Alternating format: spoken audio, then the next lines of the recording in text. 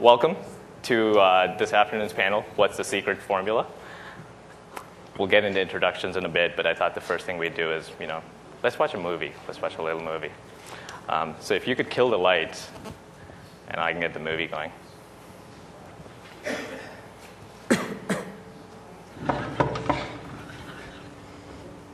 Broder Ansgar?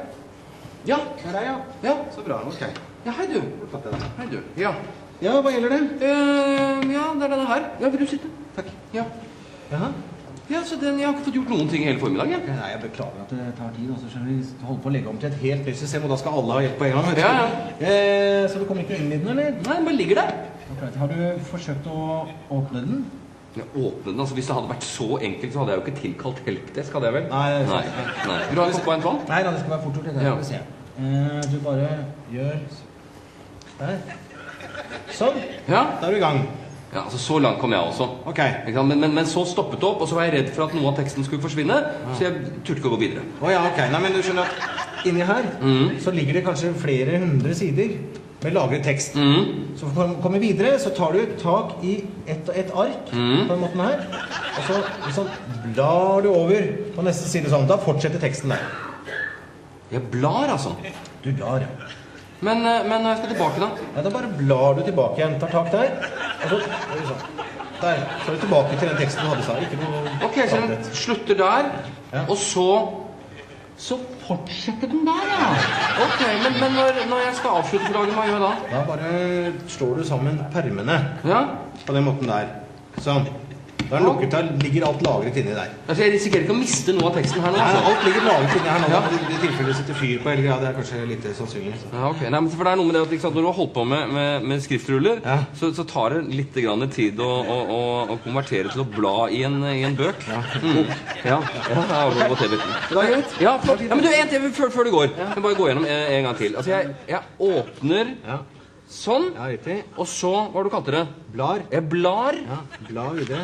Blar frem og tilbake. Ja, teksten ligger der hele tiden. Ja, og når jeg er ferdig, så bare lukker jeg den. Ja, flott. Fint det. Kjempefint. Ja, flott det. Ja, men du, vent, ikke sant? Nå er den sånn igjen, nå får jeg ikke åpnet den. Nå får jeg ikke åpnet den. Ja, det er fra feil side. Du må åpne fra andre siden. Så det er ikke likegyldig det, altså? Du må åpne fra den siden der. Sånn. Der. Der er den åpen. Ja vel. Har du lest manualen, eller? Manualen? Jeg skal følge med som manualen som brukerveiledning. Det er sikkert den der. Der, vet du. Åja, den, ja. Står alt sammen. Ja, men ikke sant, der har du samme problemet. Får den ikke opp. Åpnet den. Ok, det skulle vi kanskje ha tenkt på. Den, ja. Står alt sammen. Ja, men ikke den, ja. Står alt sammen.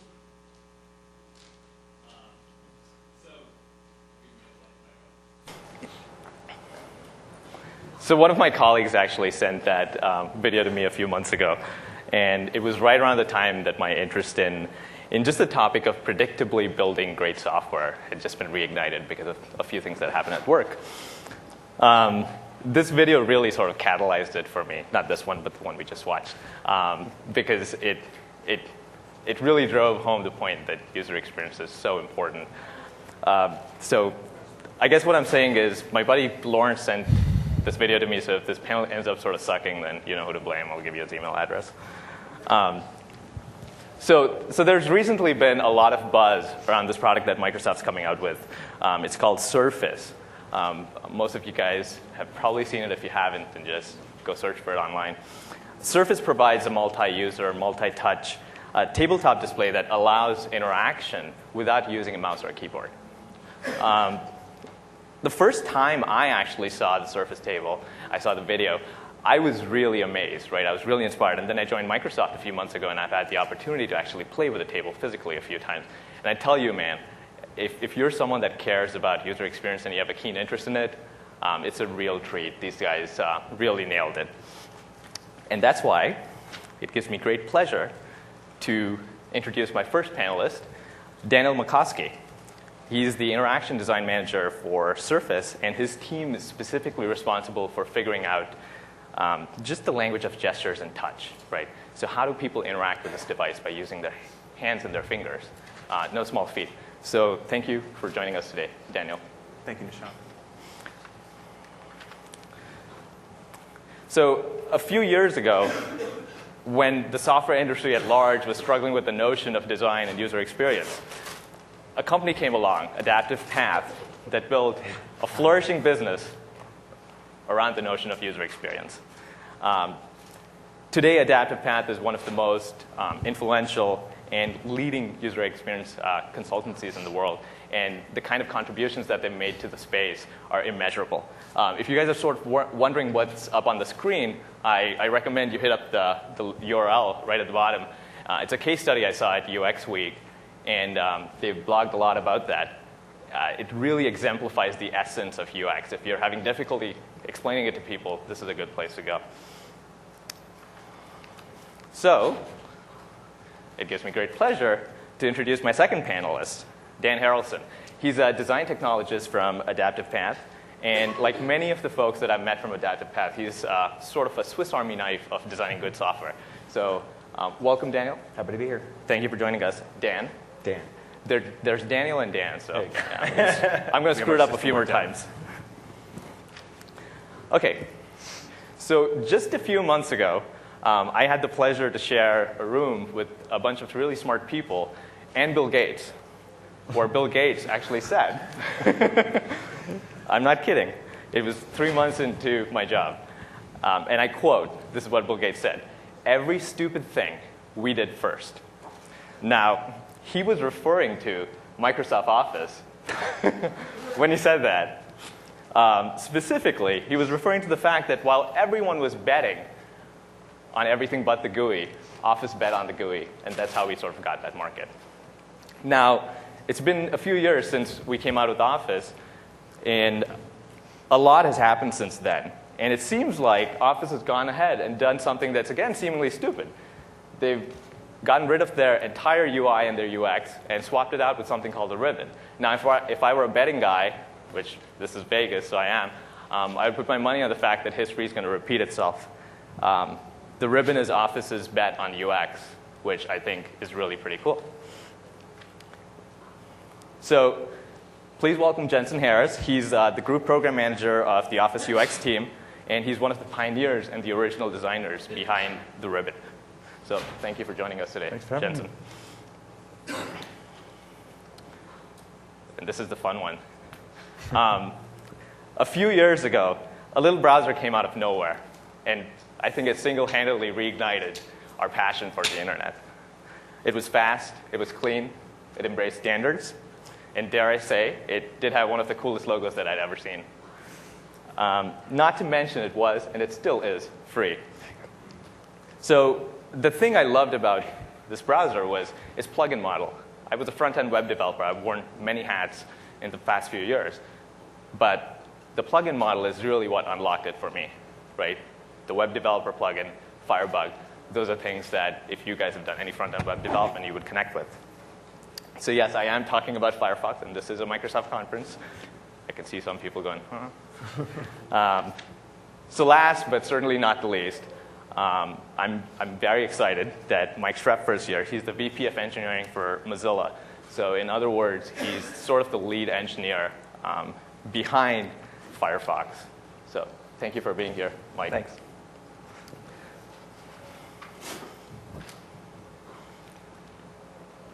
So my name is Nishant Kothari, and I'm a UX evangelist here at Microsoft. If you didn't figure it out already, I'm going to be the moderator for this panel. The topic of streamlining software design has always sort of fascinated me, and I think the fascination really grew after I had a brief stint with a very dysfunctional team and a very dysfunctional product. I think most of us have had those experiences. I'm not going to name names. The thing was, we had a very talented team, right? We had really good people. And it wasn't bad design or bad code that killed us.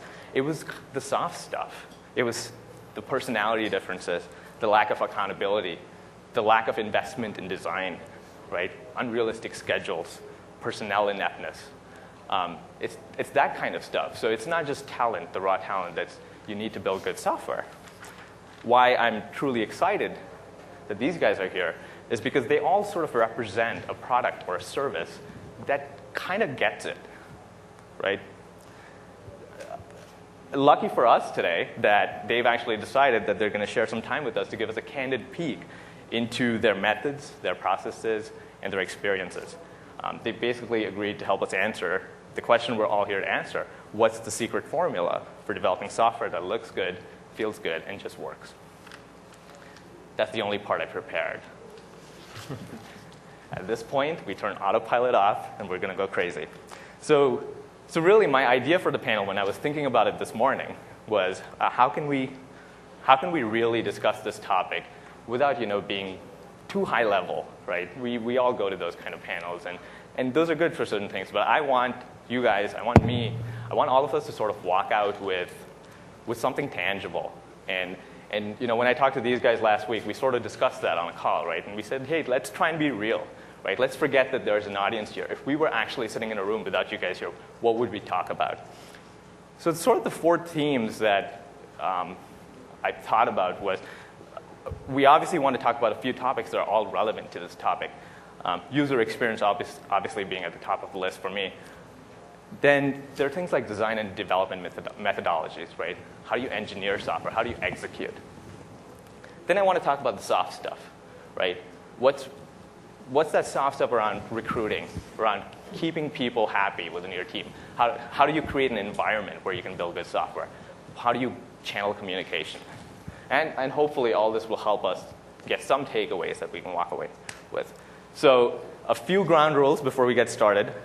And these guys know this, but just to review, we're not marketing, we're not PR, so we're not going to be trying to sell anything up here. Go Surface! Where's my personal foul?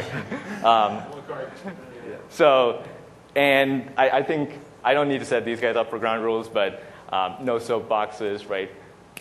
Get in what you have to say. Let's get into a heated debate about it. No punches, no hitting each other. So outside of that, we're sort of going to take this organically. I don't know if we're going to go all 50 minutes. I don't know if we're going to go how much time we're going to have for questions.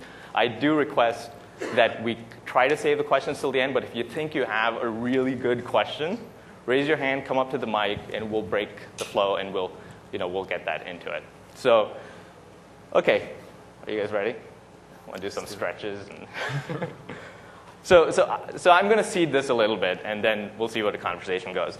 But the first thing that I really wanted to talk about and really think about was, how do you nurture design in an organization, right? And my assumption is, if you're planning to build good software, right, the first time around, you're going to have to be really user-focused. And that I'm assuming that, right? One of you may step up here and say, hey, you don't need to be a very design-centric organization. You could have the right processes, and that would work.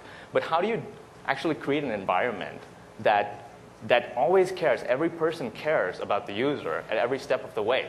The way we don't punt on performance bugs, how do we stop punting on user experience bugs? It's open to you guys. Anyone want to take it? I'll take it. You hear a lot the kind of, you should have been there, answer to questions on, what did you hear when you were doing user research, when you were talking to the users, when you're finding out what their problems are. So often, people who are further down the line, people who are in engineering, hear from the user researchers, well, you just had to be there. You had to be sitting there at their desk, seeing what they went through. You had to be in their home, experiencing all the drama that their family brought and how that affected, their experience with the product. And getting rid of that, figuring out how you can get, engineers, how you can get, people who are in business, people who are in marketing into that space, get them into user research sessions. Take them on the field with you. That's something we do quite a bit at AP. Is we'll take a team of 3 or 4 researchers out to the field to talk to people and get their notions on what they're looking for in a product, but we'll take somebody else from the client as well. We'll take them along so that there's always at least one representative who can take that torch, back to the office and carry that all the way through and say, I heard that guy.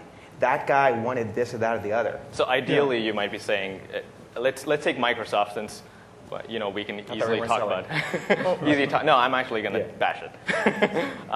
So it's a huge place, right? Microsoft's a huge place. So how can we take something like that? I mean, are you saying that we basically take one person from the marketing team, one person from PR, people who are accountable, and then have them become a very integral part of user experience? Yes.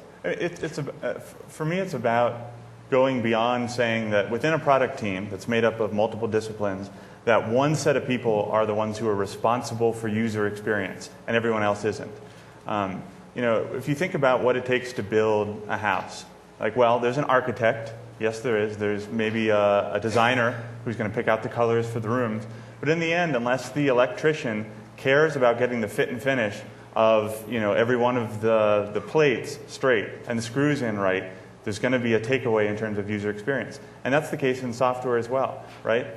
In the end, no matter how much sort of oversight the people who are responsible for user experience have, there's going to be an engineer sitting in his room writing code who's going to make a bad decision because he doesn't understand the big picture. He doesn't understand why design is important, and he doesn't understand what it even means to care about design. The two choices look equal. They pick A, where B was just as easy but would have a net better effect on design.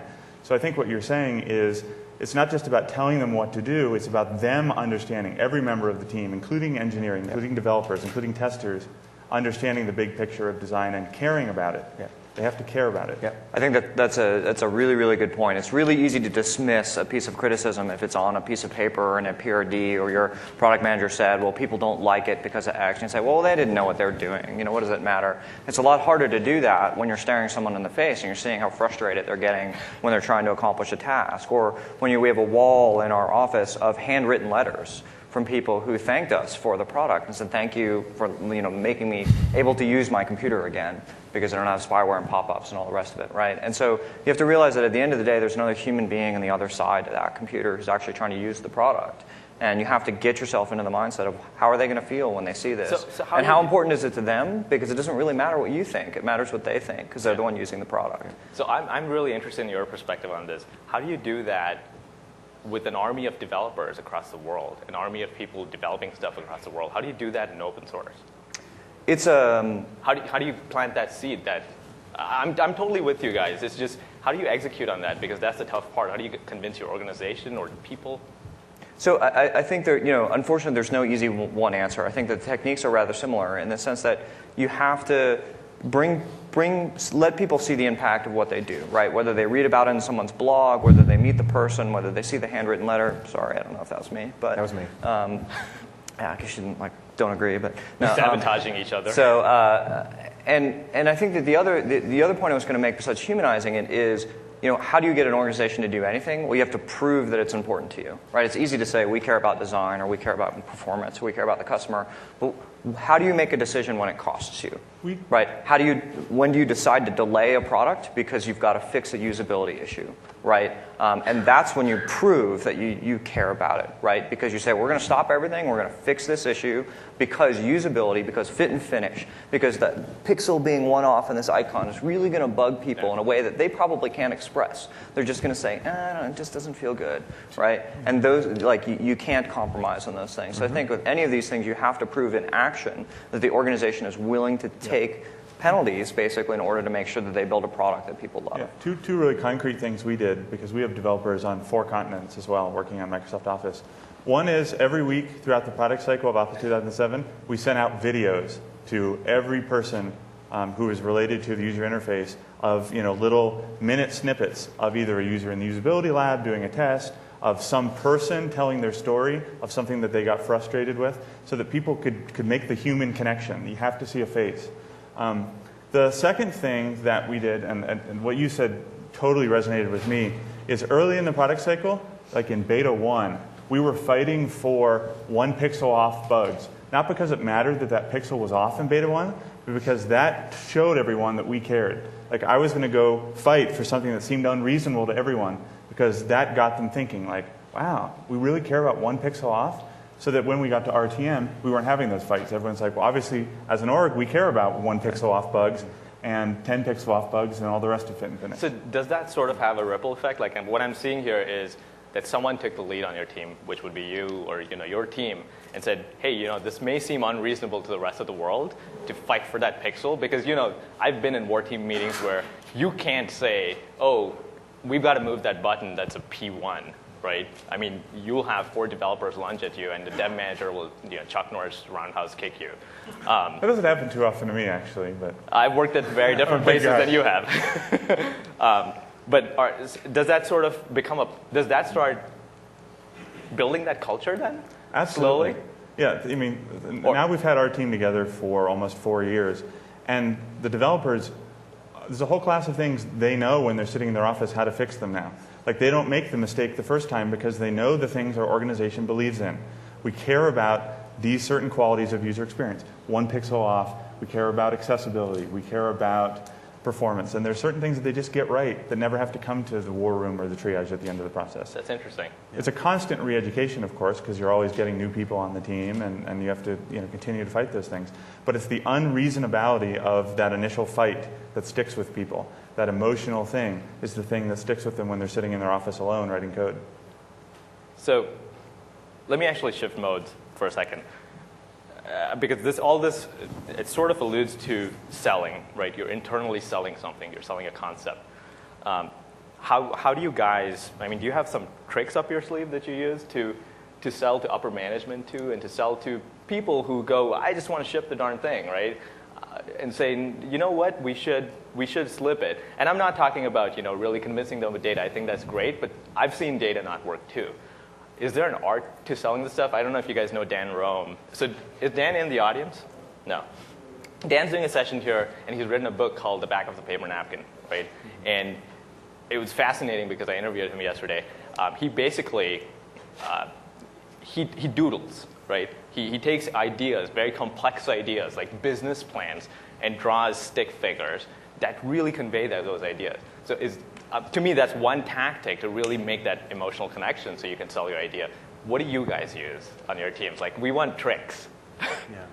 I mean, on that point, I think working in a really low fidelity sketch format for a very long time is one of the things that I would say is essential to any design process, any creation process.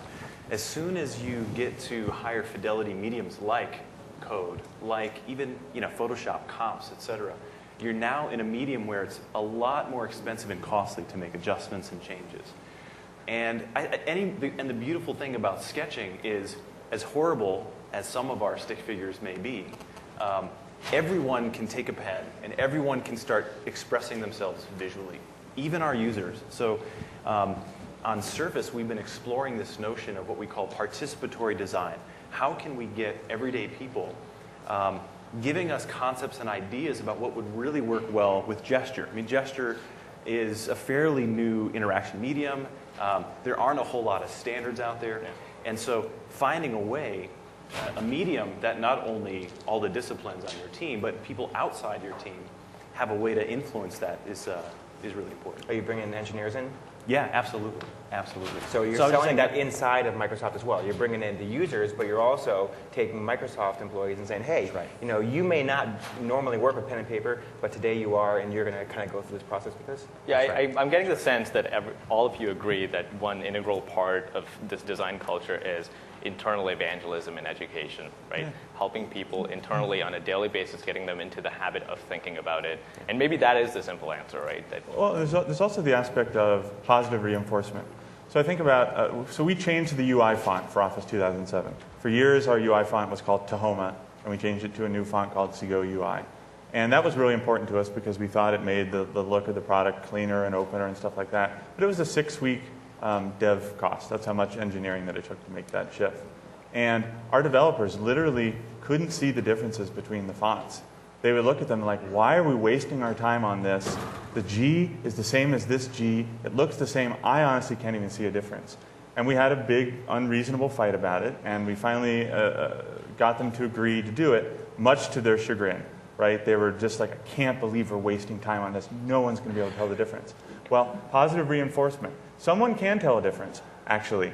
And when you finally find the people who are like, wow, this new font is great, they're writing you mails, reviewers are talking about it, you have to deliver that feedback back to the, you have to close the cycle. You have to close the deliver loop. that feedback back. Yeah, because that often happens a lot, right? You're running hard for ship, and then you don't do the postmortem, and you don't close the loop. But it's the thing that gives you credibility, so that later when you're making the next unreasonable request, they're like, these guys know what you're talking about, and we'll go with them. So tell me something. When do you guys start thinking about the next version? So Firefox, right, for instance, are you planning the next version in tandem? I'm just very curious about Firefox in general, right? How do you actually do that design planning? It's sort of what the UX does, how the UX is going to innovate. Yeah, it's hard to answer in a real short period of time, but we do a lot of parallel development. So Firefox 3, which is just about to ship, was in development 2.5 years ago when we were still working on 1.5 and 2.0, and we've been working on Firefox 4. So we do parallel development in major releases, and then there are often multiple initiatives going on that are technology initiatives or usability initiatives that aren't necessarily even targeted at a particular release. It's just this is an area where we need to innovate, and we don't know when it's going to pay off. And I think part of that is helpful because it is a distributed community. So we're not, it's not a command and control organization. We don't sit in and give orders to everyone, on every Monday on what they're going to do. It's really more of a bottom-up distributed. Let's get a bunch of really smart people together and let's get them interested in what they're interested in doing, and then aggregate that work into a meaningful product. And so a lot of the things that we come up with, we never even thought of. That someone comes out of the blue and built an extension, or shows up one day and says, "Hey, I had this really great idea. Let's try it out." And I would say that that's the other part that I think is integral to Firefox's usability development is iteration and testing. So we do builds every morning, and there are about 50,000 people worldwide who run those builds, called our nightly builds, right? So this is a great platform for us to try stuff out. Let's try a new UI element, and let's not even tell people what we're going to do. Let's just change it and see what happens. Throw it out in the world. Throw it out in the world, and they test it for you. You get feedback. The next morning, there are bugs filed. What the heck happened to my home button? Or where did sometimes it's actually the smallest things which evoke the biggest feedback. So in Firefox 2, the close button for the tab used to be on the far right, and we moved it to the tab, which is actually very similar to what many other applications do. And so everyone thought this was pretty obvious. And I can show you the bug with the comments. It was split 50-50, where people were really upset that we made this move, and other people were really happy. I'll break the tie. I'll say I like it. Most people, after a while, decided they liked it, and there's a way to get it back if you really want to. But it's not always a clear judgment call. But rapid iteration and trying to try things out, get feedback. I think you have to admit, as a designer, that you don't always know. Just like when you write code, you don't always know whether it's going to be right. Like you are often wrong. And you may be wrong in a good way or wrong in a bad way. And so you need to try it out and see what the feedback is. And then the other, I think, mistake people really make is they don't give people things enough time. Most things, especially daring things, when you're trying to change fundamental concepts that people are used to, you have to give it enough time. If you give it an hour and someone tries it out, I don't like it, it's different, and they throw it away. Well, it may be a fantastic idea. It just takes a little bit of time to get used to. So you got to bake it long enough and make sure you're paying attention to it. One of the things that you said that really resonated with me, actually everything that you said sounds very similar to what we face in Office as well, and the importance of daily builds and all that. But if you're going to make those small changes and throw them out, the other thing that we found is always make the most inflammatory change. Which is to say, if there's two things and one is, you could go this far, and the other one is go this far, and you think this one's better, throw that one out there. Because if you go this far and then you get the little bit of feedback that's like, well, this one is sort of okay, you'll never know whether this one could have worked or not. That's how I bargain, too, in markets. Early in the product cycle, be willing to make that big choice, and then you can always roll it back to here if you want to, which sometimes you do and sometimes you stick with it. Yeah. So, okay, all four of you probably have a very interesting perspective on design process, right? So in the moment you say design process, I usually get the typical answer, oh, you do wireframes, you do prototypes, you build some more prototypes, and then you do some more wireframes, some iteration. It's usually a mishmash of that stuff, right? So let's forget about that high-level stuff. What tactically, right? Let's say Office, for instance, or Surface, or Firefox. So any of you guys can jump in. Like, you're building version X. How do you get there? It's 3 years, it's 2 years, maybe it's a 1 month cycle. Let's talk about the big one, right? How do you get there? Like, what are the phases? Yeah. Well, I think one of the mistakes is that the sort of ideation, like the actually creating of new ideas, is the thing that takes the longest amount of time. And while that does take some amount of time, the execution of it is actually much more important. Which is to say that a place where most organizations fail, I think, or at least products that I've worked on, is not in coming up with a really great idea, it's taking the really great idea and actually getting it shipped, as opposed to just having it watered down as you go or losing focus as you go. And so while you guys, I'm sure will have a lot of great perspectives on the wireframe versus you know, all that stuff, and I do as well, but I'll let you guys answer that part of it.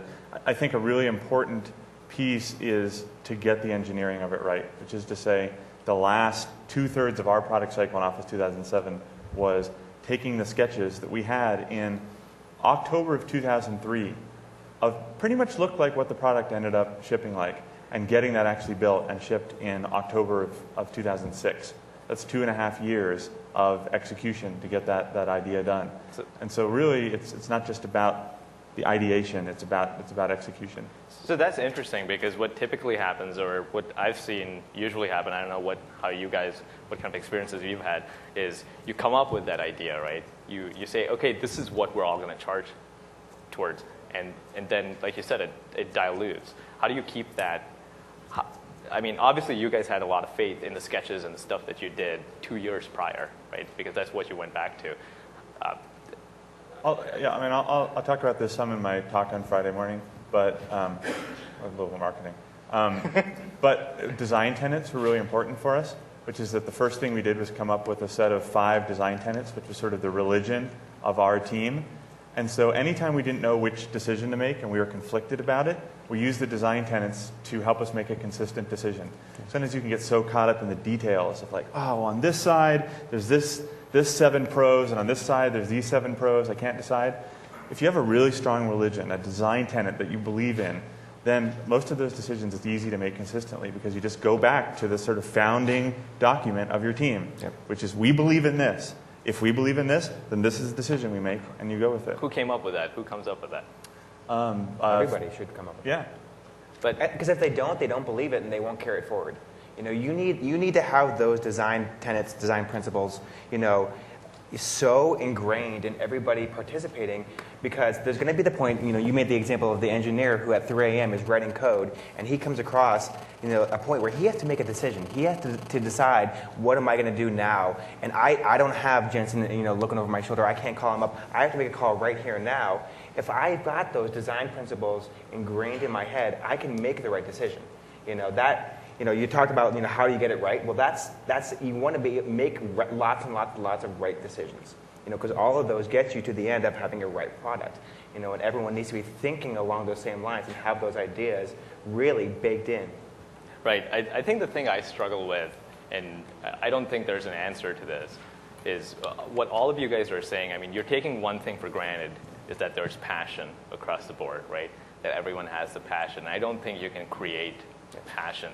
So, and that's where I think that's when the soft stuff starts really mattering, and you start really slipping in different ways. Well, it's one of the things that we see a lot. I mean, we're unlike the rest of these guys. We're consultants, and so we jump from project to project to project. We jump from client to client to client, and you know, we're not working with one culture all the time. We're working with lots of different cultures, and so we have to adjust to what the given culture is. You know, we've worked with companies who are, you know, large, ingrained financial companies that have been around for 100 years, and you have to find out, how do you give them the passion? You know, maybe it's things as mundane as using their PowerPoint template when you're presenting big ideas to the right people. Because if you come in and use your consultant adaptive path template, it doesn't get across. I mean, I know that sounds dumb, but that sort of thing makes sense. I mean, you were at UX Week last year, where we had CNN up on stage talking about the case study of their relaunch. Yep. And one of the slides was these T-shirts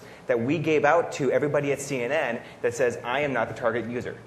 You know, because they had that mindset. They had the mindset of, I'm sitting here in a cubicle inside of CNN, and I'm just like everybody else out there watching my television program.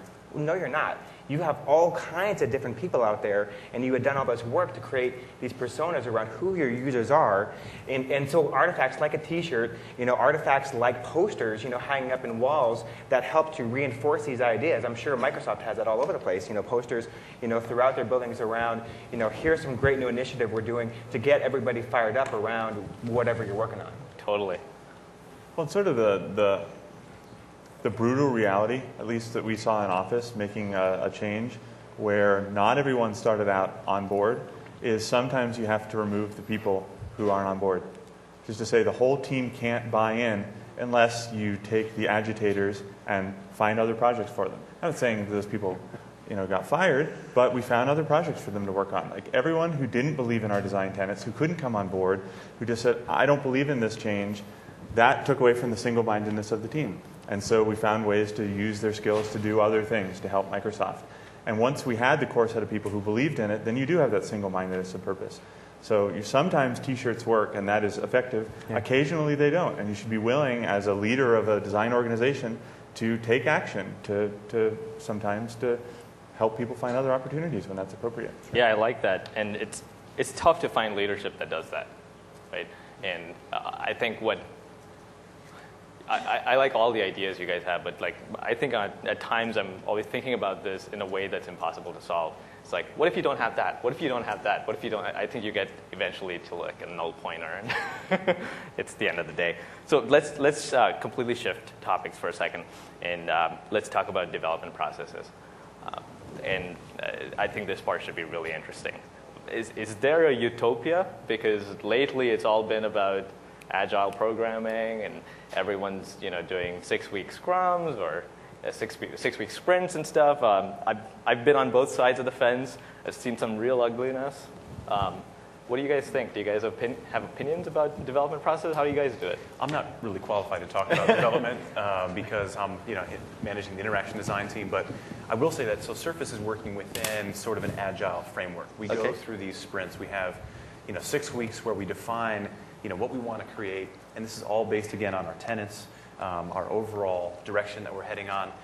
And I think it may be different for Surface because it's a very experience-oriented product anyway, that we've made a clear decision to prioritize the quality of the experience over just number of features, right? It doesn't matter if you can't do red eye reduction in photos just yet. Let's make sure that we're getting it right so that all the physics model and all the gestures work really well. So we are using Agile. To be quite honest, it's very painful as a designer to be within that because I never feel like I have enough time. It feels like, from a design perspective, it's really valuable to have a process where you envision the whole arc, where you can have some time to look at concepts that integrate the entire experience, right? Where you're not just doing that on a very small scale. So, I don't know. For me, the jury's still out. I like the idea of, just I was talking about earlier, of prototyping and sketching and how that needs to be really fluid. I really like that counterpart on the development side of getting stuff out really quickly. But for me, the problem is how do you find a way to ensure that there's a vision and a holistic experience? What's your methodology, Mike? The way I was going to answer your question was I think the biggest mistake people make is that they pick an ideal process and they apply it to their situation, whether it applies or not. Yeah. Like everything in life, it really depends on the situation. I don't think people building onboard flight control systems for an airliner, right, are going to necessarily use the same development process as a startup trying to get funding, trying to build a website in 2 weeks. Right? You have an entirely different set of constraints in terms of life and death, speed, iteration, that sort of thing. So I think the first thing to remember is there's no magic rule book that if you just do it this way, no matter what you're working on, everything will be wonderful. Right? That's the first thing that everyone's it easily messes up. So I think it really depends on the situation. It depends on how big the project is, how long the development cycle is, how established it is, what your tolerance for risk is. Right? Skill sets, how big your team. How big your team, how geographically distributed. Like, are you trying to be aggressive and innovative? Are you trying to maintain quality? Like, you have this quadrant of constraints you're trying to find the best path through. And there's not, even within the same project and the same team, you might want to apply very different methodologies to different things. You might want to do a very quick date-driven release here for a specific reason. You might want to do a more open-ended, big technology push that takes as long as it takes over here. I think it was in Mythical Man Month by Fred Brooks, where he said it isn't good designers make good designs, not good processes. Or I think that was the general consensus in there. So, okay, so I get that, but it's rough because the reality is, you guys all work on products that sort of get it, right? In reality, most products don't, right? They don't have, everyone's not passionate. Everyone's not on the same bar. People aren't empowered to make all the decisions. There are all sorts of issues. I beg your pardon? They're using waterfall. They're not using a nice agile process. Yeah. You know.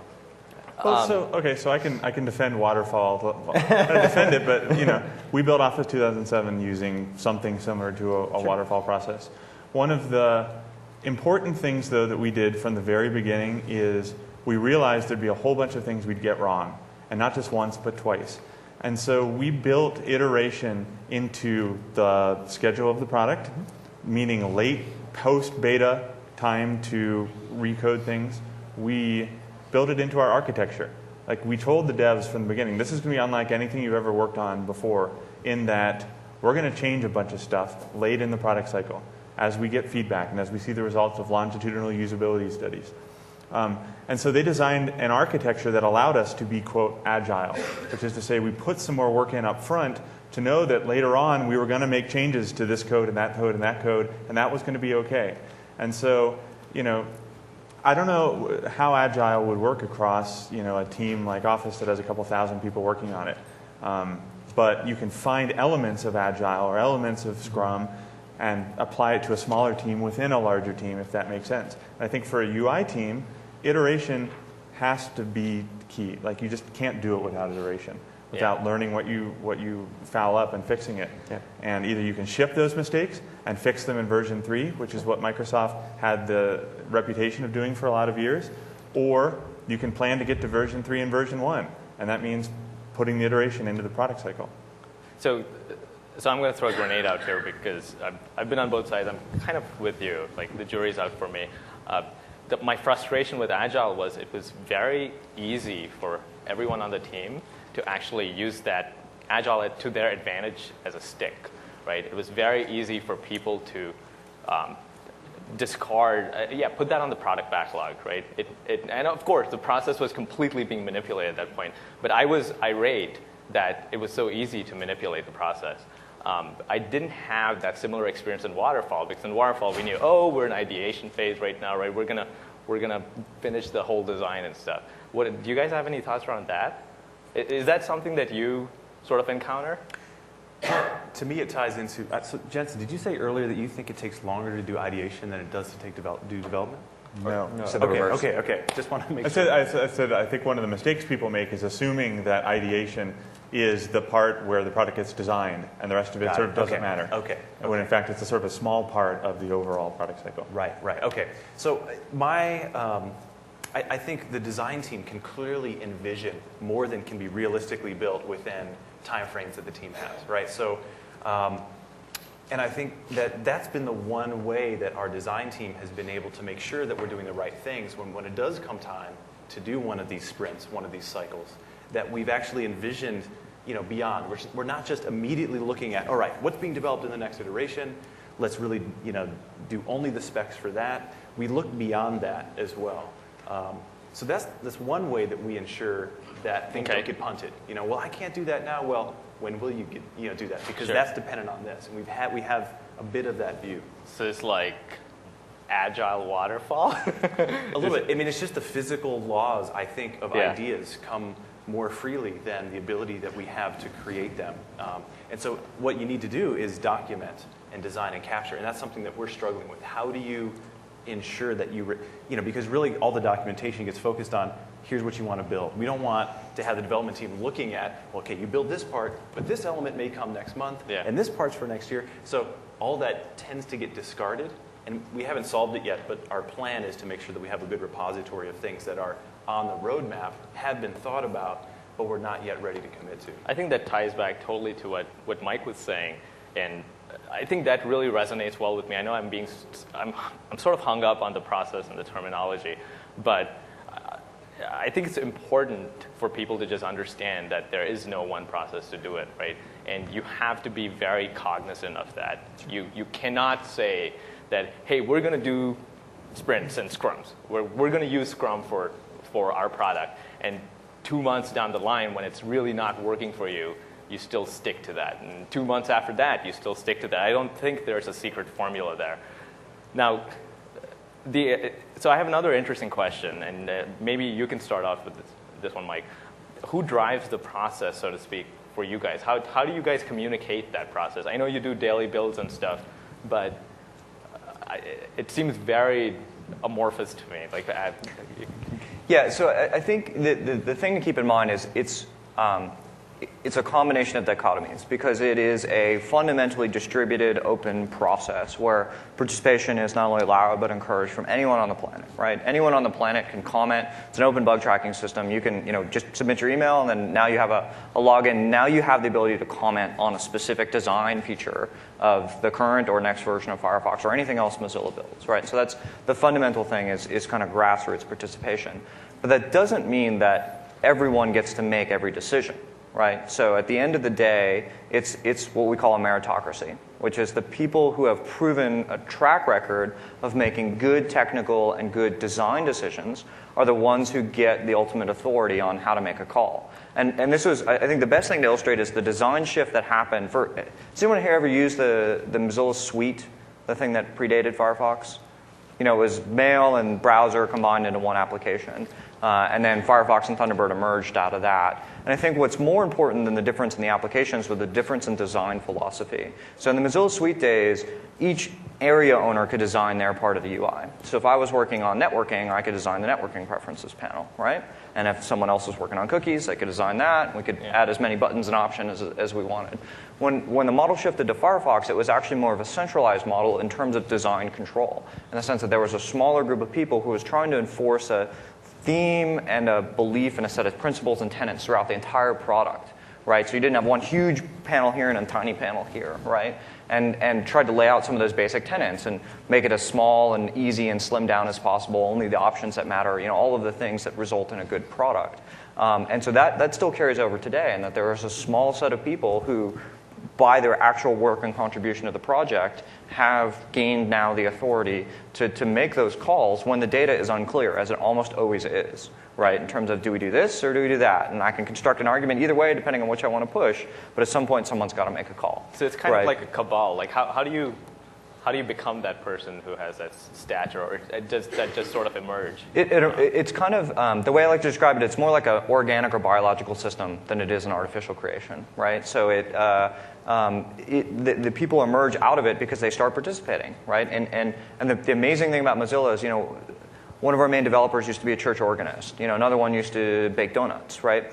They have entirely different backgrounds, but they had the actual raw capability. They just didn't go to an Ivy League school. That option wasn't there. But they started participating, and they started commenting, and they maybe started QAing, and then they started writing code, and then they started doing stuff, and just this pattern emerged that, wow, this person is doing lots of really good work, and all of their peers who are experts in that area recognize this and say, that person making good decisions. Let's have them make more decisions, right? Passion plus track record. Passion plus track record, right? The people who know how to do it ought to do the job. So there's no politics, there's no favorite picking. It's really just, do you have the track record? Have you done the work?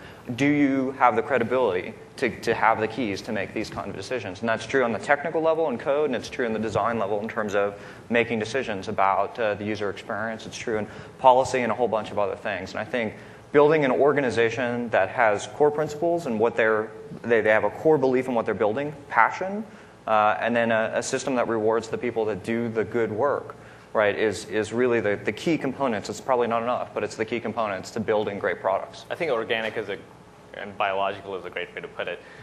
So you said something that made me think of something. So does that mean that Microsoft, which we have hierarchies, right? Everyone has a role, and you don't want to step on people's toes and stuff like that. Are we stunted in that sense then, because we have a hierarchy that's really putting us in a box? One of the culture things that we had to change on the Office UI team. The Office UI team has existed a long time. I've only been there since the beginning of Office 2007, so I came over to work on the Office 2007 product. One of the culture issues we had on the team was people got rewarded, or thought they got rewarded, for coming up with ideas, which led to this culture where people protected their ideas, where they closed their doors, where they thought their job was to get as many of their ideas through, and whoever got the most ideas done got the next promotion and the next big reward. And we had to change the culture to say that the thing you get rewarded for is finding the best idea and executing on it. which means that you're responsible for some element of the user experience, and you go seek the person who's had the great idea or the person who knows how to solve a problem, and you're responsible for actually doing the execution of that. And so that, for us, has helped us transcend hierarchy a little bit, because there isn't as much politics in the reward system, which is sort of what you talked about, which isn't exactly the same in the open source world, but it is in the commercial software world. In the end, there's a performance review. And in the end, there's someone that does well and someone that doesn't do well. How can you tie that to product performance in a real UI sense? Yeah. And we had to transcend that and change the culture of our team to make it good to work together. I know actually that exists, so I'm going to correct myself when I said that, are we stunted as Microsoft? The thing about Microsoft that's really tough, and I know I said no marketing and there's not marketing, I think it's just, it's interesting that we've been talking about, you know, Mozilla and adaptive fat and stuff. So the interesting piece about Microsoft is, I joined a few months ago, and the thing you quickly realize is you can't generalize in that company. It's too huge to generalize. There are all these silos. So one of the teams I work with is Expression Web, right? Expression Web is building a standards-based web design tool. And they run kind of like you guys do, it seems, because the guy who really owns the release, the version 2 release, Tyler Simpson, his title is test manager, right? Nobody really cares. Nobody cares about the title. Everyone's sort of empowered. So, I mean, what I'm hearing is that seems to create a much better culture where, yeah, we're sort of boxed into a team, but we're not boxed into a certain role. The only thing we're boxed into is you need to execute and succeed at an idea. So, Dan, tell me, you work with a lot of companies, and so you should be able to contrast what's the stuff what companies, and you don't have to name the companies or anything, but what's the stuff that really works well at some of the places? Can you contrast like the really good to the bad? On execution, like the way they've structured their organization and how that impacts execution. Oh, man. I don't want to put you on the spot. Yeah, Think about it. No one's doing it well yet. It's hard. I mean, Sweet, I got a question in that he can answer. I think unfortunately, I mean, we have a couple, you know, Mozilla and Microsoft, a couple pretty, you know, pretty good companies out there that are doing a lot of stuff right, you know, and then you particularly pick to, you know, a couple of people from Microsoft that are working on stuff very right. You know, you didn't bring up the guy who made Clippy or whatever, you know. Yeah. So you had to get that in, didn't you? Right. And you know, adaptive path doesn't work with perfect companies, so it's a little bit. So it's a little harder. One of the things I can say, though, I wanted to go back to the whole idea on ideation, is again in companies like, you know, Mozilla or like Microsoft, who kind of get it. You know, you're right. You probably go too much in the other way. We see a lot of companies that are on the complete other side, that they don't get enough ideas out. That somebody up on high comes with a good idea, and that's what you build for the next 12 months. You haven't gone through the process of coming up with at least 2 good ideas. You know, to be able to look at the pros and cons of the two, you know, hopefully 5, 6, 7, 8 good ideas. Have those ideas come from all different parts of the organization, and have people, you know, stand up on a soapbox and defend them and say, here's why we should be doing this product or this product in this way or this feature, or here's this new market that we should go after, that sort of thing.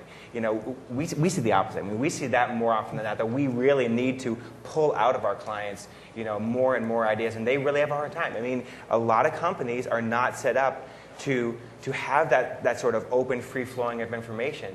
You know, it's that somebody on high is going to tell me what to do, and that's what I'm going to do. It's the old culture. It seems like it must be really hard to motivate the team to be passionate about user experience. Yes. If you just have, you know, Michael Scott from corporate America telling you, hey, this is what you're doing. Yeah. It's also at the same time, yeah, it is. It's absolutely very hard if somebody's doing top down. It's also really hard if the bottom up doesn't get support from the top. That's the other thing we see, is sometimes we're working with a UX group inside of a company, and they get it. Like, they are fighting so hard for the user, trying to make, you know, a good customer experience, and somebody in management, maybe 2 or 3 levels above them, is blocking them, is stopping them. They don't get it, and so they're bringing somebody like us in to help champion that cause. To, you know, sometimes that's the reality. Is you bring the consultant in to say, look, the consultant says the same thing we do, you know, and now suddenly CEO listens to it or something of that sort. And that's tough. It's tough to convince upwards as well. Yeah. Lost my train of thought. I had a question for you. So you guys are building not just software, right? You have hardware that goes along with it. How the heck do you have a hardware team? How do all of you collaborate, and what's your sort of design and development process? How's the org structured? Yeah, one of the biggest challenges with having integrated hardware and software, and as many of you know, Microsoft is not known for our hardware, although you've seen more examples of that, whether it's Xbox over the past few years, Zune. We have a hardware team that does all peripherals and all that. But in general, it's an area that that Microsoft is not our forte. So what we've done is just brought together some of the best experts at Microsoft to help us with that. The challenge from a software perspective is that you need really long lead times to do hardware. Yeah. Manufacturability and tooling and all of the pieces and parts that go about making something that you can make in volume for decent price points takes a long time. And that means you have to make decisions around the form factor, around all different types of things really early on. So one example of how we've tried to mitigate that is said, well, you know what, let's think about a lighting experience. Let's just build the capability that we have these LED lights in certain areas that the software team can access in the future for some potential reason. We're not even sure exactly what we're going to use it for. Should we use it for like warning, error, or we can use it for positive reinforcement? That's stuff that we're able to explore now. So, but we've tried to do that. I mean, honestly, it's just really tough and messy. And now we have one team that's, has to look at future scenarios, and we're just not always in sync. You actually remind me of a funny anecdote I have. So I used to work at Amazon, and I actually worked on Kindle, which I don't know if you guys know, it's the reading device that Amazon came out with. So, my entire team, and we had a pretty small team, we had Kindles, right? So, we had test Kindles throughout the process for a year. Every time, and this really drove it home for me, right? I used to whine and cry about building websites, and you can build websites and fix them in the middle of the night. Here's what happens when hardware breaks. Like, literally, they used to fly a dude from San Francisco every time they found a real hardware bug, and he used to come with his bag of chips, and we would have to get on a schedule to get the bug fixed, which meant he would open it up and solder a couple of chips and close the bag and then fly back to San Francisco. And this is all this guy did, right? He was that engineer. So building hardware is, I think people don't realize it is such an art form to do that in tandem with software. And you're totally right. I don't think I can vocalize the kind of process we use because it was extremely organic, and the only way we did it was Mike was talking about, was everyone was empowered, right? We all we didn't own a piece, we owned the whole thing. I'm sorry, I just wanted to push back on this thread of, everyone owns the experience. And awesome. I just personally working at a company where there's one designer for every 48 engineers, and in a culture that has been technology dominant in the past, but I think is changing as Microsoft's becoming more design experience oriented. I do feel it's important for design professionals to stand up and to really make sure that they're helping to facilitate participation and inclusion where appropriate, but also to use their expertise. If I need to do heart surgery, I'm not just going to say, hey man, can you kind of test out a little bit? I mean, folks go through training to learn how to do that well. And I feel like, design and user research professionals need to be really valued for what. Okay, the thing I would push back on that, though, and I agree with that, but the extreme of that, the sort of ultimate hero culture, which is like, okay, I'm the Office UI guy. Every decision made by every single person across Office has to go through me or through you.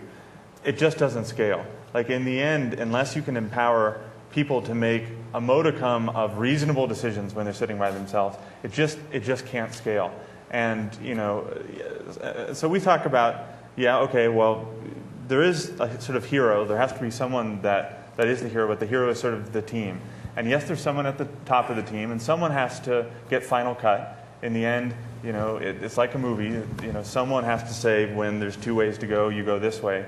But it can't just be that. It can't just be one person, because it doesn't scale. Yeah, I think we may be the extreme of that, because I haven't even met many people that work on our project. Right? For some of them, I don't even know where they live. Right? So, but they work together and they build the product. So it's much more effective for us to invest time in getting shared understanding of the principles and the tenets and the passion of what we're trying to build, So in other words, it's like building quality in the beginning rather than testing it out the back. Because we can always reject the change and say, nope, we don't agree, so we're not going to take it. But that's a lot more expensive than helping them understand which change we would accept in the very beginning part of the process. This is, I think you guys do a great job of this. Like, and we talked about this in Office too. Make it not be designed by one person, but feel as if it was designed by one person. You know, Firefox is an app that feels like it was designed by one person. But it's an app that's designed by thousands of people in all different countries. So on that note, who does the UI? Like I'm talking actually about the pixels, right? Who actually creates the slices and stuff that builds the UI? So I'll give you a specific example, which is we're redoing the visual. So besides design, I think the visual side is actually one of the most controversial, right? So I'm talking like icons and colors, right, and fonts, because that is something that everyone feels like they can comment on. And so we're completely redoing the design for Firefox 3 on 3 platforms, on Mac, Windows, and Linux, right? Okay. And so we actually have 3 different teams. We have a commercial team doing it for Windows, and we have 2 community teams doing it for Mac and Linux, right? And many of them are volunteers, right? They didn't like, in the Linux case, they didn't like where we're going, so a bunch of new people stepped up and said, well, we can do this. And they started putting together icons. And to be frank, our Linux work is further ahead of our Windows work right now, then you have which is being done by a commercial team externally. But it's tied together through these module owners, these people who I've described, who've risen through the meritocracy, who are responsible for the product and for the user experience. So they're ultimately going to cut or not cut the feature if it's good enough. But in this particular case, both the Mac and the Linux teams have gone way beyond our expectations. If we did it ourselves, it wouldn't have come out nearly as good. And so that's an example of them, because they were passionate and they were empowered and they understood the framework under which they were working. And so they did some stunning work. So I'm confused. Are all 3 teams running in their own 3 directions, or we have when someone builds an icon, say for the stop button, right? How do you apply it across all platforms? So we have 3 different look and feels, one for each platform. Really? And we tried to tie. So we've done. I think we've done something different now, which is we try to tie some geometric aspects of it. So we have the thing called the keyhole, where the back button is bigger than the forward button, and a couple of other aspects that are shared across the platform, so you get the similar feel across them. But the Mac version looks like a Mac app. It looks like iTunes, actually. It looks like it's got a very different got a very different look and feel than the Windows version, which has a very different look and feel than Linux. So the philosophy here, which is a little bit different than our previous philosophy, was to blend into each platform, but to carry over characteristics so that if I swapped from platforms, I wouldn't feel like a totally swapped application. So I feel like So each team is trying to be consistent with their own, plus consistent within the overall look and feel. And so we've had 1 or 2 people who try to get the basic architecture. And all of this is public. There's a couple of blogs I can point you to that takes you actually through the thought process and goes through wireframes and sketches of the keyhole and a bunch of other concepts. And tries to tie it all together. And then that's what the community, like I said, we didn't meet some of these folks. They read those blog posts. And they helped to execute based on that shared understanding. To a guy that's come from a very different culture, that almost scares the crap out of me, right? Because you've almost exponentially added risk, because you're now building 3 products to some degree. But Firefox has an architecture that makes that not risky. When I talked about building an architecture like we did in Office to make it possible to iterate, Firefox has a way that's not risky. And they have an architecture that makes it possible to plug in. They have a themes architecture that makes it so you can plug in Mac bitmaps, and that looks like map. And we have a similar thing in Office. And so that's why you build that dev architecture, to make it possible to make those changes in a way that's not risky. Because in the end, it's an engineering progress, and you do have to think about risk. So good design is, a dependency for good design, I guess, is a good architecture for the software itself. And I mean, that might seem extremely obvious, but I work with really smart people who don't get that. So I actually want to come back to what Daniel said earlier. And it kind of like, I read your blog, Jensen, right? And you write about some pretty technical UX concepts, right? Who makes those kind of decisions? I'm sort of between you guys, where I love the idea of empowering everybody, but at the same time, I've seen that cause so much thrash that it's ridiculous. And maybe that's just because the organization didn't have a strong leader to sort of herd the cats. But there is a technical aspect to good user experience, right? A technical aspect of good design. And I mean, you obviously are nodding to that. Daniel, you brought this up. How do we empower those people and plug them in such that everyone's empowered, but I feel like they're the people who can scientifically tell you some things that the others can't. Yeah. Well, you have to get the most out of those people, right? Like we have interaction design specialists, we have visual design specialists, we have researchers, we have anthropologists, we have all sorts of people who work on Office that help and bring their expertise to bear on the project. In the end, I don't think you're going to be successful unless you have a high-performance, high-functioning team. No matter how smart the person is who's the architect or the director of the movie, they're just not going to be effective at bossing everyone around and telling them what to do if the people aren't motivated to follow. I believe you have to have a director. You have to have someone who can make final cut and can help you make consistent decisions. It's just that that person can't do it by themselves, and they have to foster a team where designers are important, and researchers are important, and developers are important, and everyone's important. Everyone respects everyone else's opinions, and the team is being rewarded based on finding and executing on the good ideas. And so that means that's a team in which the designers are empowered, because everyone knows that they probably have a large proportion of the good ideas when it comes to interaction design. So you want to seek those out and execute on them. So you just said something that, again, spawned another question. I think there's a theme to that. I've been doing that all through the panel. But you said something about you have to have a high-performance team. So let's talk about recruiting for a second. And this obviously on Firefox that happens very organically. People surface as leaders. They're passionate. So the tough thing in recruiting is to find the passionate people and find the passionate people who have a good balance of passion, execution, and skills, right? How do you actually build a team, a high-performance team? And I think all of you guys represent company services that have high-performance teams. How do you do that? And I could run 2 panels on recruiting because I have such tremendous opinions about that. So, one huge thing that I think is important is to hire people who are teachers, people who want to share. We running out of time? We got about 15 minutes. Just want to make sure. Yeah, Okay. Yeah, totally. People who want to share. It's incredibly important.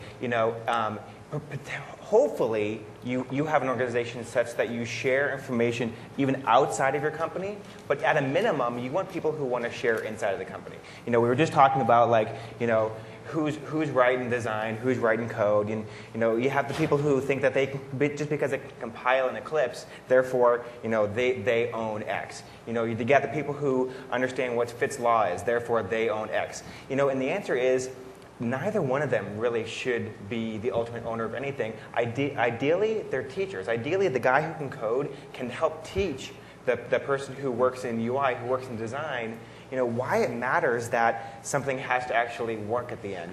Why performance matters. What are limitations around, a back-end system that are going to affect the user experience. The UI person needs to be able to sit down with a developer and explain to them, how cognitively somebody's going to be, engaged through the front end of a UI. They got to be able to talk. They got to be able to share. Okay, so you're saying that one tenet of someone that would be a part of a high-performance team is collaboration. Yeah. That they can collaborate well. What are the other tenets? I buy that totally, and I don't want to talk about how we test for that because that's the tricky part, is to find out, is this guy really collaborative? And I have a strong belief that the smartest people can't make the best and high-performing team. I actually believe that it's like McNamara's fallacy, right? You measure smarts, but that's not measuring anything else. But you get stuck up on smart. What are the other tenets? That there's collaboration. What else do you look for in a high-performance team? For a team that's willing and people that are willing to admit when they're wrong and fix it.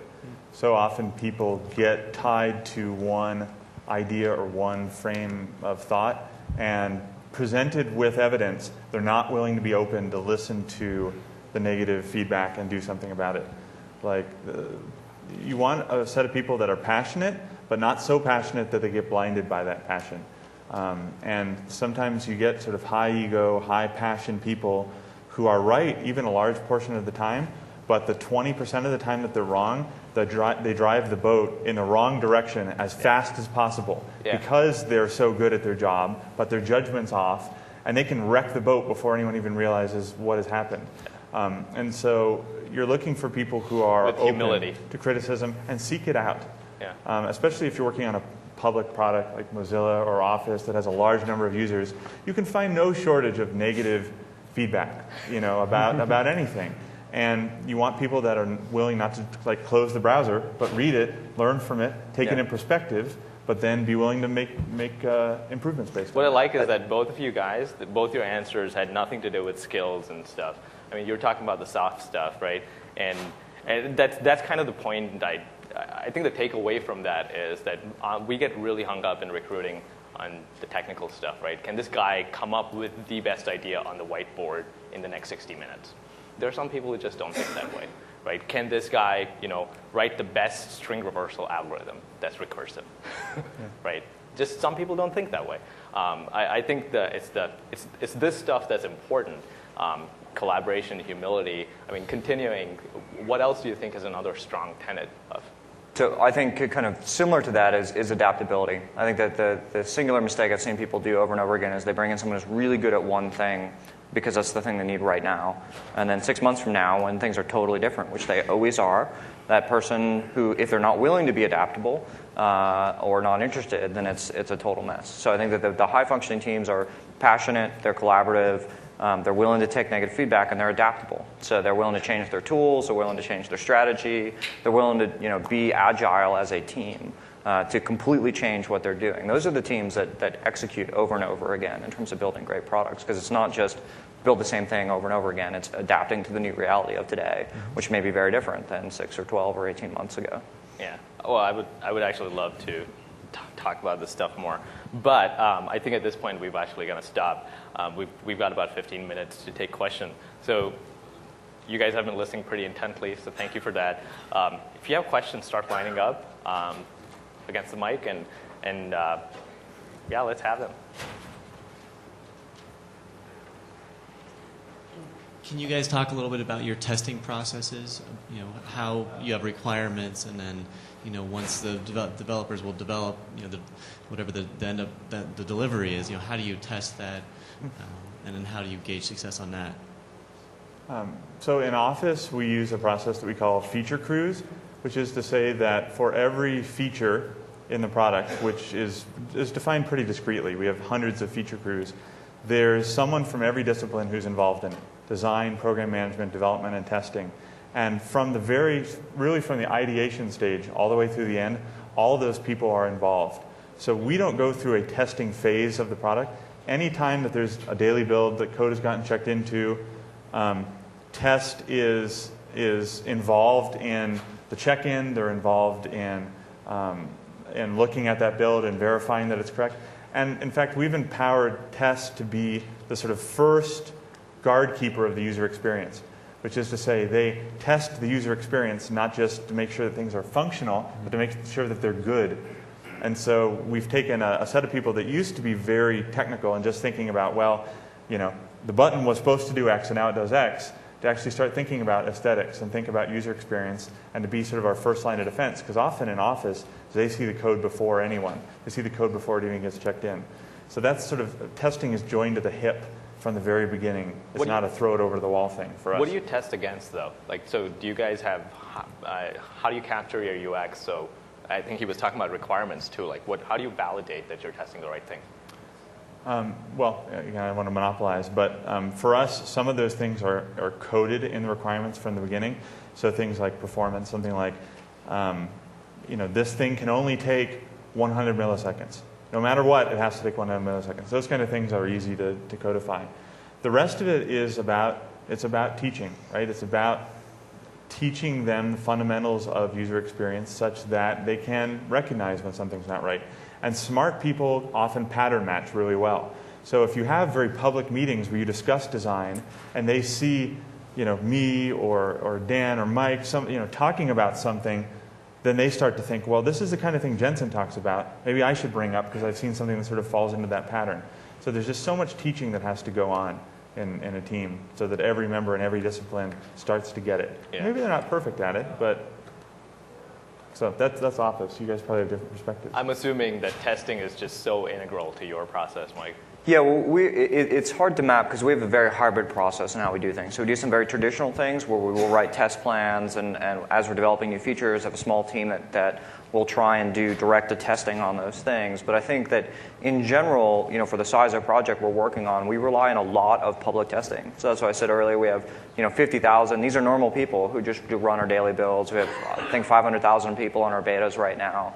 And we're constantly managing feedback channels on those to see what people are talking about. And then we also augment with community testing events. So we'll actually, we're doing one on Friday, which is for Beta 4 of Firefox 3, where anyone in the world can join our test day.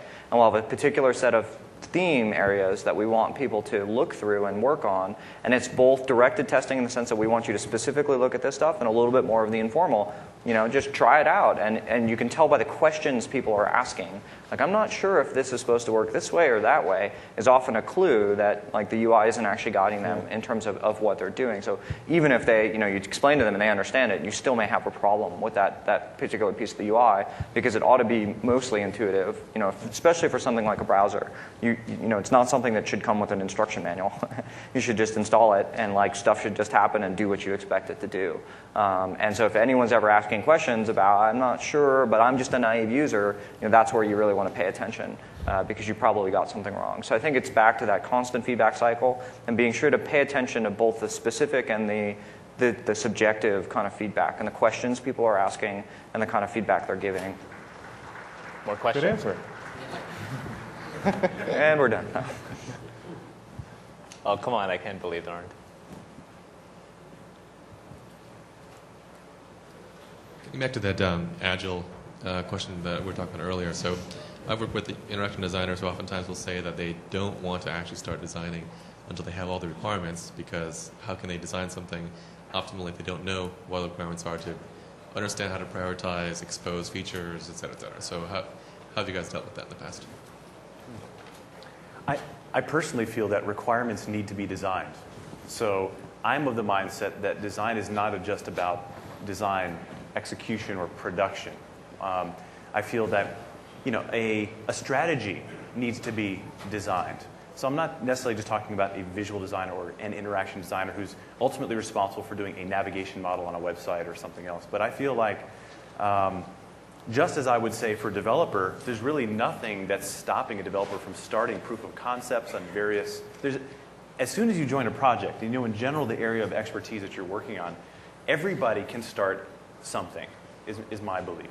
And from a design perspective, if you don't have requirements, there's a lot of things that can happen before that. You can do some guerrilla street ethnography. You can do competitive audits. There's all types of design activities that inform requirements. That said, you can still be very clear with your PM team or whatever team is responsible for articulating those requirements, saying, look, I really can't do a lot of detailed design work until I have X, Y, Z. And I think with a small team that's integrated and collaborative, that should happen naturally. A pinpoint solution that you may be able to take back to your office tomorrow would be talking with your interaction designers and say, okay, you're telling me you need requirements. What's the minimum that you need so that you can start drawing us some sketches? What can we do here, so that I can get the ball rolling now? If you're coming to me and saying I need requirements, and that in that world maybe that means to you a 3-month process, to give them a binder, and they're just going to sit in their hands until that time. That's not going to work, and you have to figure out how to get them productive, sooner. Just talk to them and say, what do you need? Do you need a nugget? Do you need us to go and right now and do a brainstorming? Do I need to pull you off of here? And we start getting some ideas down on sticky notes, and you take those away, and you can start sketching that up. What is it that you need? You might need new interaction designers. Yeah. When we did Agile, requirements was a sticky.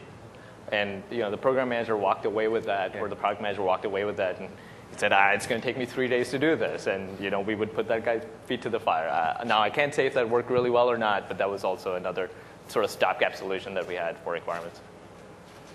More questions?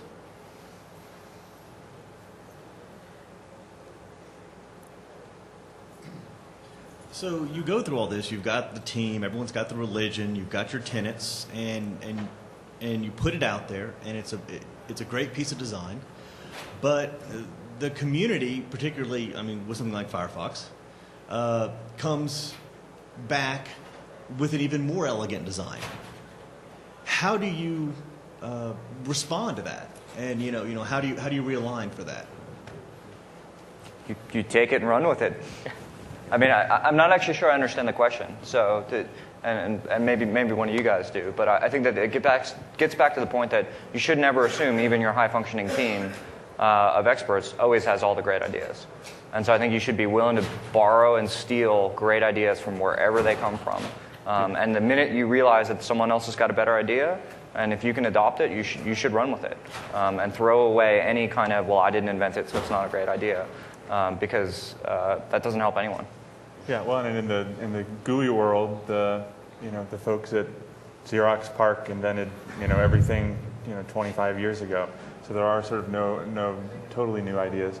I think what you said resonated with me, which is around, you guys often look at extensions that are very popular, Firefox, and then sometimes those get built into the actual product. We do that in Office as well. We look at what are the pieces of functionality that people are adding and that are getting downloaded a lot, and then we say, well, those things are resonating. Maybe we should look into that direction and build that directly into the product. If you're getting feedback that is not in alignment with your religion, either you need to change your religion. Well, your religion needs to be rooted in the authenticity of the experience that you're designing for, right? So it should reflect, or the principles should be related to creating an experience that's really valuable and really engaging to the people you're talking to. And if it's not, you have to take a hard look at those fundamental things that your team has been driving for and be detached. And I think this idea of just running with it is great. But having clarity around whether that's a group that you want to go after, there's a lot of business strategy that would then you'd have to look at. Well, and in a broad mass market product, we have a lot of users.